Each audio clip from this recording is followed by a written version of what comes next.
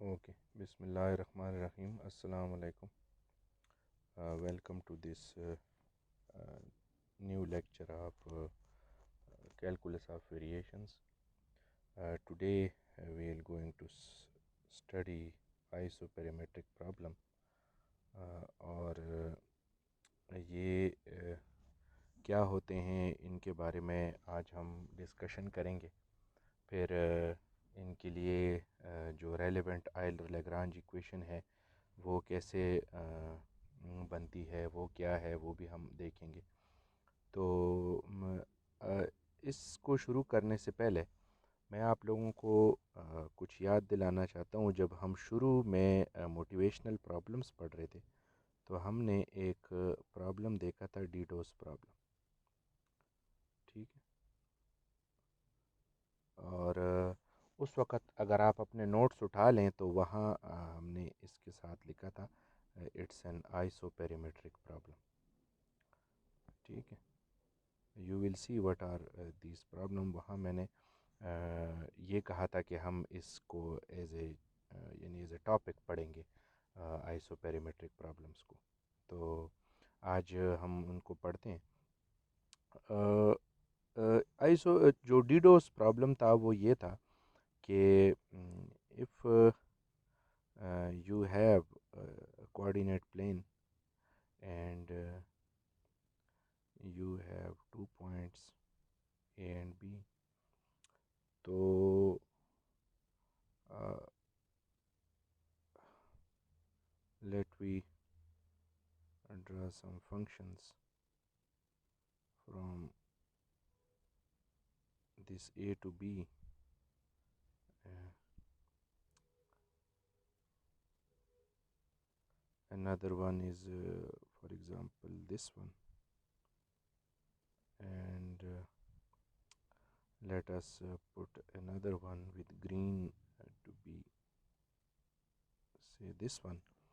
तो what was DDoS problem? Dido problem ये था कि अगर हर एक कर्व का, ये जो हम ड्रा कर रहे हैं, इसका लेंथ एल हो। ठीक है।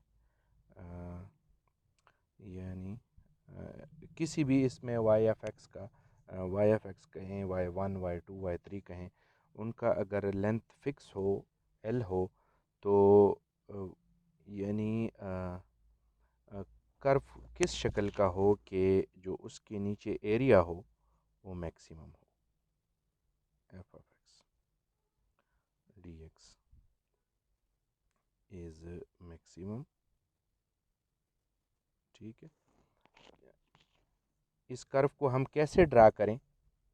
ये जो मैंने ब्लैक, ब्लू और ग्रीन से डिफरेंट कर्व्स ड्रा किए हैं, आप जानते हैं कि 2 पॉइंट्स के बीच में इन्फिनिटली मेनी कर्व्स को हम ड्रा कर सकते हैं। तो ये कर्व को हम, यानी किस शक्ल का हो, किस तरह का हो कि इसके जो नीचे कवर्ड एरिया हो वो क्या हो, वो मैक्सिमम हो, सबसे ज़्यादा एरिया हो। याद रखें, तमाम कर्व्स जो है वो एक ही लेंथ के हैं, सिर्फ उनका शेप चेंज हो रहा है। ठीक है। कर्व का लेंथ यानी ये हमने फाइंड करना है। This is your I maximum. इसको देखना है कि इसका यानी मैक्सिमम एरिया कितना आता है, लेकिन कर्व का जो लेंथ है वो आपको गिवन है। ठीक है। दैट इज़ जो लेंथ का फार्मूला था, अगर आप जानते हैं, that is from A to B, and this was square root 1 + Y prime या F of X prime square of X D X. ठीक। X with it.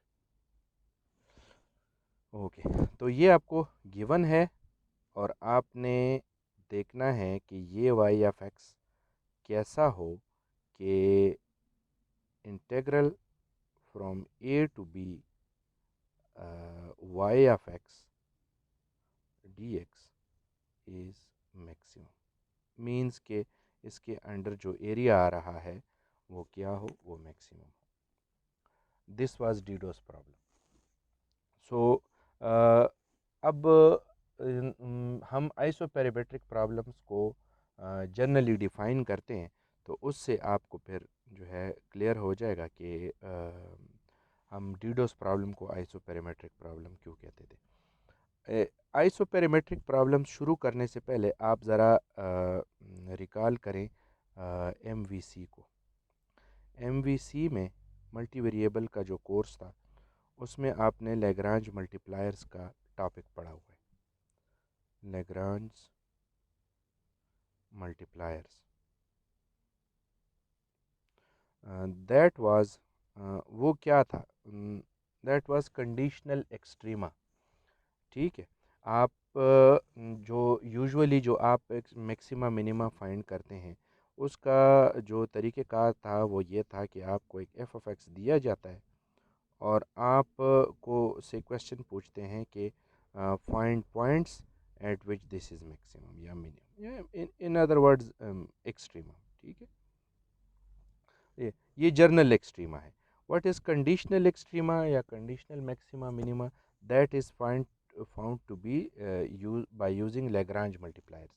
उसमें ये होता है, इससे वो डिफरेंट इस तरह है कि अब आपको उसने कंस्ट्रेंट कर दिए, अब आपको उसने रोक दिए है।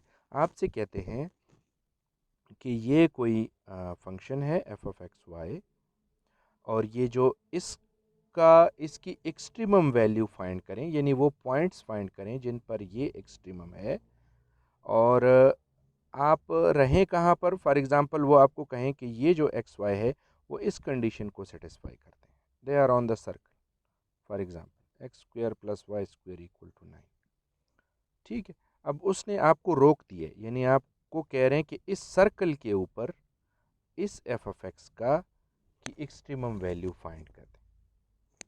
This is called conditional extrema.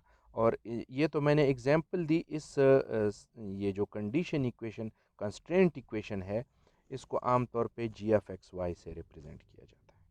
ठीक है, equal to zero. So now let us see the general form of this conditional or constraint extrema. So extremize, find the extremum value means of f of x y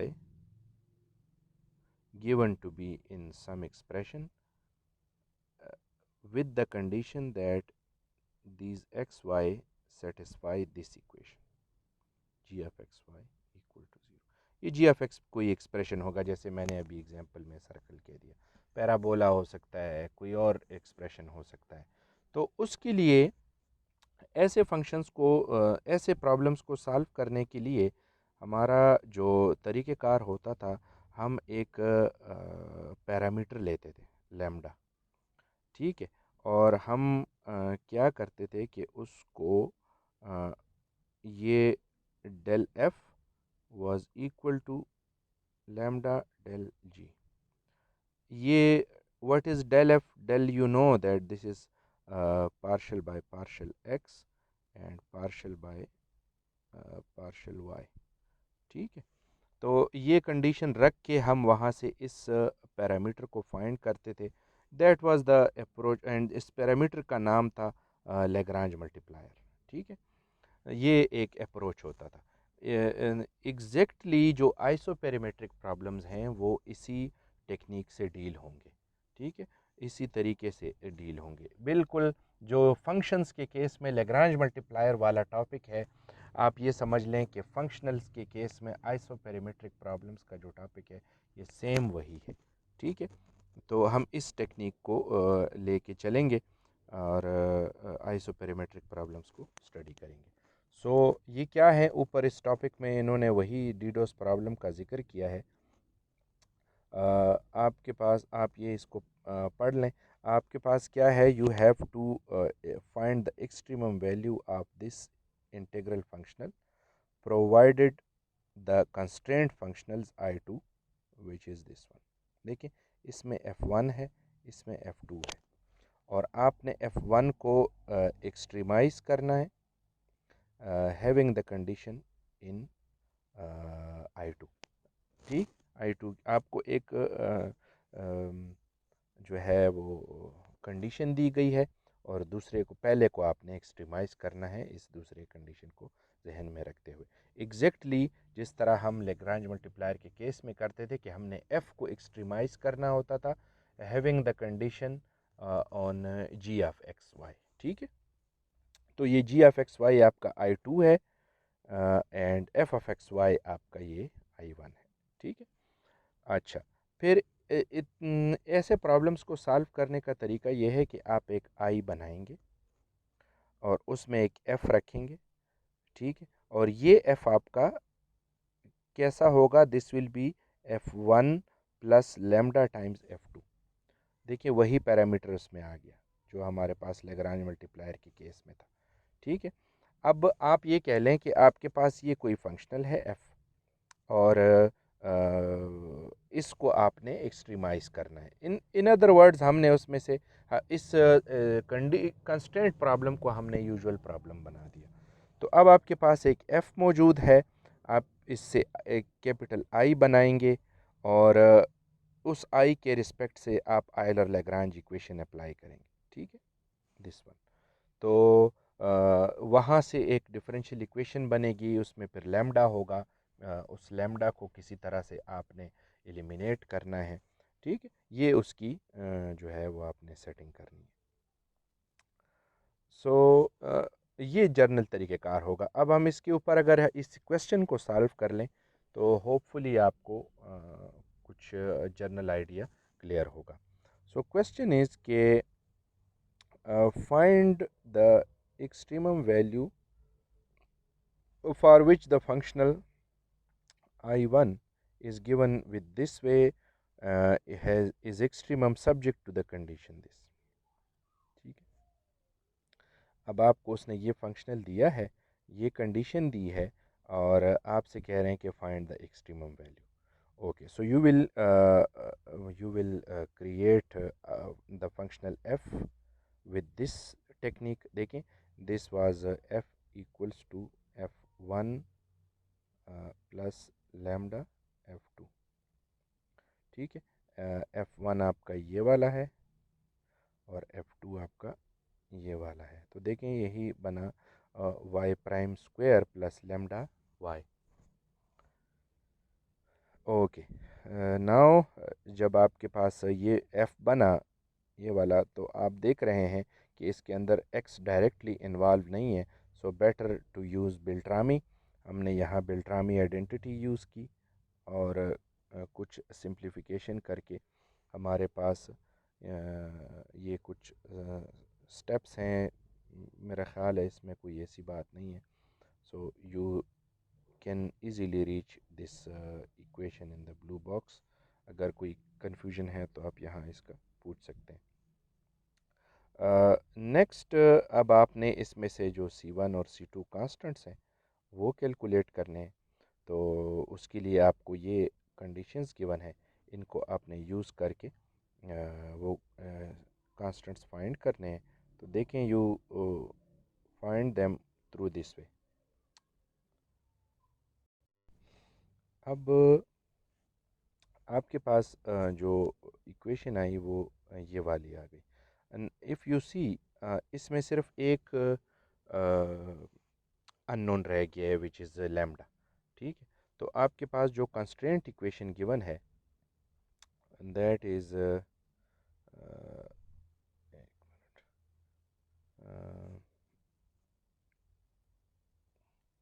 constraint में आपके पास ये है कि 0 to 1 y of x dx is 2 और y of x आपने already find कर लिया है, बट लैम्डा उसके अंदर अननोन है। X square by 4 minus lambda x times, ये कुछ इस तरह का आपने इधर फाइंड किया है। अच्छा, अब ये y ऑफ x आप इधर प्लग इन करें, पुट करें and find this integral this one dx which is given to be 2। तो आप इसको सॉल्व करेंगे तो आपके पास लैम्डा की जो वैल्यू है वो निकल आएगी। सो यहाँ हमने यही किया है, ये जो हैंडमेड कैलकुलेशन आप देख रहे हैं ये वाली, इसमें आपके पास हमने इसको सॉल्व किया है और लैम्डा की वैल्यू निकाली है, फिर उसके अंदर पुट करके हमने फाइनल इक्वेशन निकाल दी है, दैट इज़ -9x² + 10x। ठीक है, so the extremum corresponding to this problem having this condition on that extremum y, that is given to be y of x equal to -9x² plus 10x।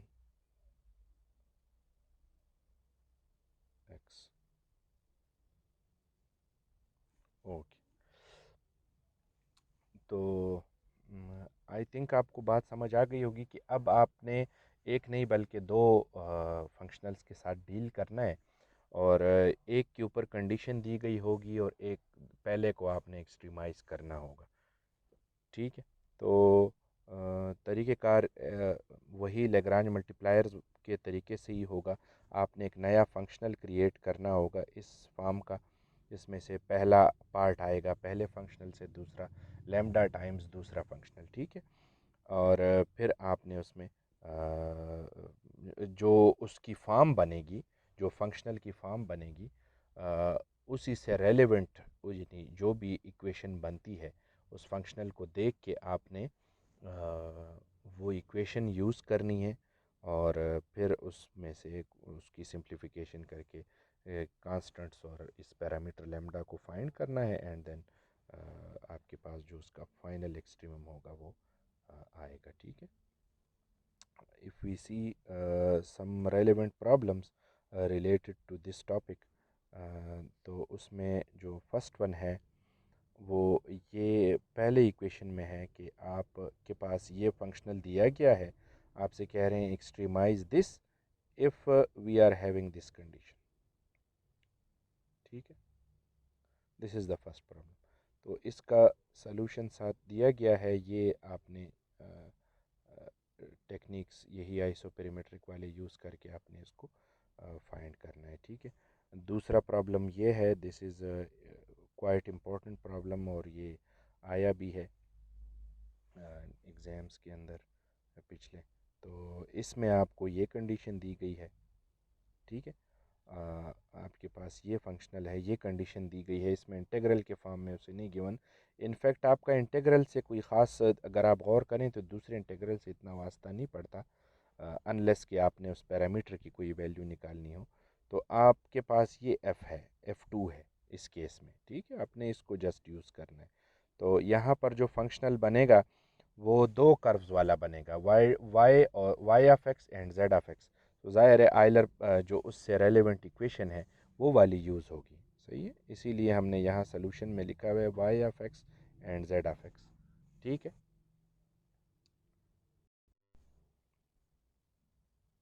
जो third problem है, this is this one, और इसमें y prime है first में, दूसरे में y है।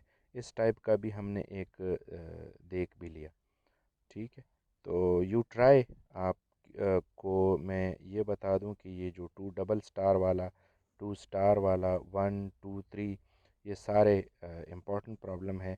आप चूँकि पोलर कोऑर्डिनेट्स में हमने इतना काम इस कोर्स में किया नहीं है, तो आप इस प्रॉब्लम नंबर 6 को फ़िलहाल छोड़ दें। ठीक है, प्रॉब्लम नंबर 6 डिस्कस ना करें, बाकी 1 to 8 जो प्रॉब्लम्स हैं इन सब को सॉल्व करने की कोशिश करें। ठीक है, इस 6 को मैं यहाँ से आपको इनबॉक्स में कर देता हूँ, और इसको सॉल्व ना करें। ठीक है, इसके अलावा ये जितने भी हैं इनको ट्राई करें कि आप इनको सॉल्व कर सकें। ठीक है, एंड देन आइदर अगर ठीक है, आपको मुतमईन है यही सलूशंस आ जाते हैं तो ठीक है, अदरवाइज़ आप फिर डिस्कस कर लें मुझसे अगर इनमें कोई इशू है। ठीक है, थैंक यू वेरी मच, अस्सलाम वालेकुम।